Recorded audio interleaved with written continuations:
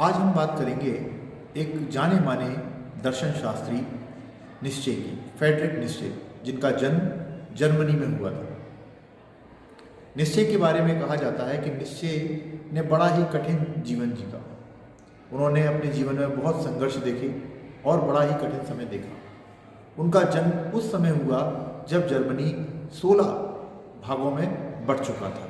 छोटे छोटे मुल्क ऑस्ट्रिया, बेल्जियम, पर्शिया, ये छोटे छोटे देश जो हैं उनको उनके देश को, जर्मनी को कब्जे में लिए हुए थे। उस समय उस परिस्थिति में इनका जन्म हुआ। तब निश्चय की एक फिलॉसफी सामने आई और निश्चय जो कि एक दर्शन के शिक्षक हुआ करते थे, उन्होंने अपने बच्चों से, अपने विद्यार्थियों से पूछा कि जर्मनी का भाग्य कौन बदलेगा।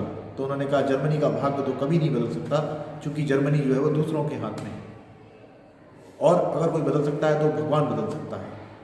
तो इसी के लिए जर्मनी के जब निश्चय को ये बात पता चली और निश्चय ने इस बात को ध्यान से पढ़ा, सुना और समझा, तो निश्चय ने क्या किया, निश्चय ने एक दिन एक पुतला बनाया, एक लालटेन ली और एक डंडा लेकर जर्मनी की रोडों पर निकल गए।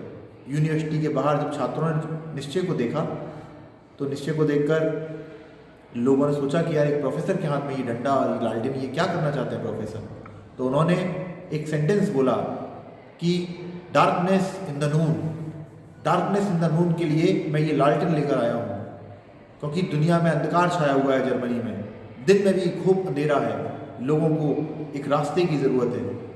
साथ ही जो वो एक पुतला लेकर आए थे, उस पुतले को उन्होंने पीटना शुरू कर दिया और पीट कर उन्होंने एक और लाइन कही, I kill the god on the crossroads of the Germany. I kill the god on the crossroads of Germany. इसका मतलब ये था, लोगों ने उनसे पूछा ये क्या किया, तो उन्होंने कहा कि मैंने उस कमज़ोर, डरपोक और कमज़ोर करने वाले लोगों को जो भगवान थे, मैंने उसको आज मार दिया है। तो आज मैं फिर अपने बच्चों से या स्टूडेंट से ये पूछना चाहूँगा कि जर्मनी का भाग्य कौन बदलेगा। और जर्मनी का भाग्य बदलने के लिए फिर उन्हीं में से एक आदमी निकल कर आता है जो कहता है कि मैं या हम सब जर्मनी के भाग्य को बदलेंगे।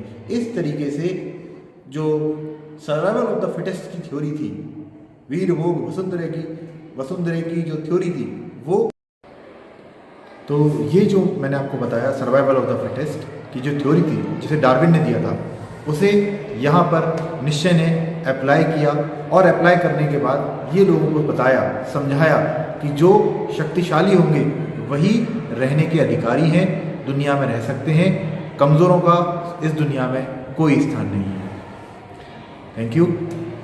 मैं आपसे एक बात और कहना चाहूँगा, हमारे दोस्त अब्दुल्ला दार सर, बहुत ही अच्छा एक इनिशिएटिव उन्होंने शुरू किया है, टीचर्स की बातों को, उनके वीडियोस को, लेक्चर्स को यूट्यूब पे अपलोड करने का। तो मेरी रिक्वेस्ट है आप सभी से कि उनके चैनल को सब्सक्राइब करें, लाइक करें, शेयर करें और उनको इसी तरीके से मोटिवेट करें। Thank you.